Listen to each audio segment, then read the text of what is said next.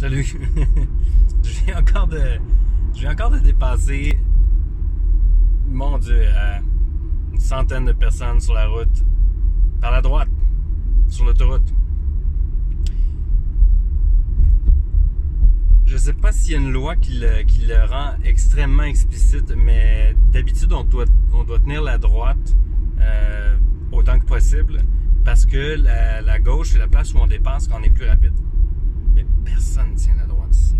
C'est complètement fou. J'ai pas vraiment vu ça ailleurs. J'ai vu ça au New Jersey, peut-être qu'en Ontario, je l'ai vu un peu près d'ici, mais ça n'a juste aucun sens. Que la majorité des gens se tiennent sur la gauche, essaient de se dépasser, mais roulent à des vitesses plus lentes finalement que la droite. Puis je me demande si c'est une forme est-ce que il y a eu un manque dans l'apprentissage? On a eu nos permis de conduire sans les cours appropriés. Est-ce que c'est nos parents qui ont oublié de nous enseigner comment conduire?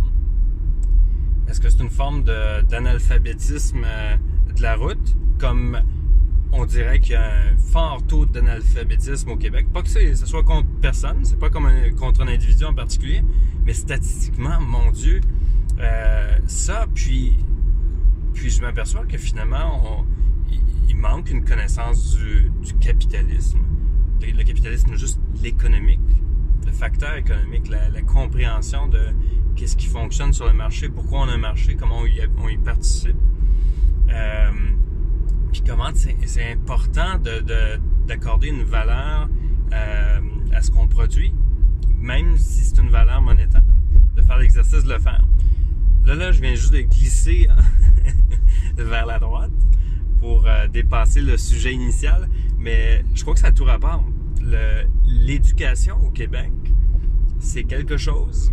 On n'arrête pas de parler d'éducation, on n'arrête pas de se battre pour de l'éducation, de dire qu'est-ce qui est correct, qu'est-ce qui est pas correct. Mais je sais pas, beaucoup de gens parlent de la quantité de foulards dans nos écoles, mais il y a plein d'autres choses à apprendre. Mon Dieu, c'est pas à propos des foulards. Si on a peur de l'endoctrinement, c'est pas supposé nous arrêter d'augmenter la qualité de l'éducation. L'éducation, c'est partout, c'est tout le temps. C'est comme la culture. C'est partout, c'est tout le temps. Tout est important. On peut pas réduire ou essayer de contrôler trop parce qu'on va arrêter ceux qui sont motivés d'apprendre, ceux qui sont motivés d'enseigner. Ils sont où les pédagogues du Québec? Ils sont où les enseignants du Québec? Elle est où la culture du Québec? Autrement que le divertissement, là, que les salles pleines d'orchestres symphoniques qu'on adore, qui sont super bonnes, de théâtre, de danse contemporaine, plein de bon monde, encore une fois, mais la culture, ça s'arrête clairement pas là. C'est même pas le début, c'est surtout pas la fin non plus. Puis j'ai fait une autre vidéo que je n'ai peut-être pas publiée encore parce que je suis un peu gêné, là, mais tu sais, je suis sur l'autoroute, je rentre à Montréal, puis il y a toutes les infrastructures. Mon Dieu, qu'est-ce qui s'est passé? C'est quoi le bris qu'il y a eu entre le culturel et entre la culture puis l'application de la culture?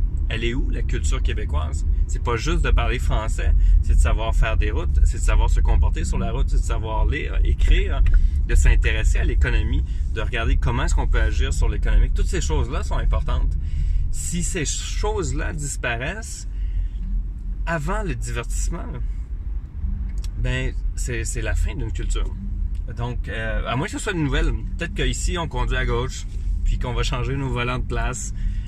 Ça me dérange pas d'être original, on peut l'être, mais où est-ce que le lien s'est rompu? C'est vraiment la question que je me pose. Puis, s'il y a des gens qui incarnent encore le meilleur de ce qu'on est, comment ça se fait que ces gens-là sont pas à l'avant-plan de notre société puis sont pas en train de nous montrer le meilleur de notre société? Où sont ces gens-là? Pourquoi ils sont pas dans les journaux? Pourquoi c'est pas des vedettes aujourd'hui?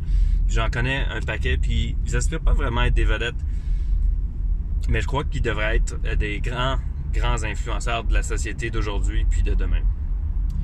Dans ce tunnel, je vous quitte. Merci. Au revoir.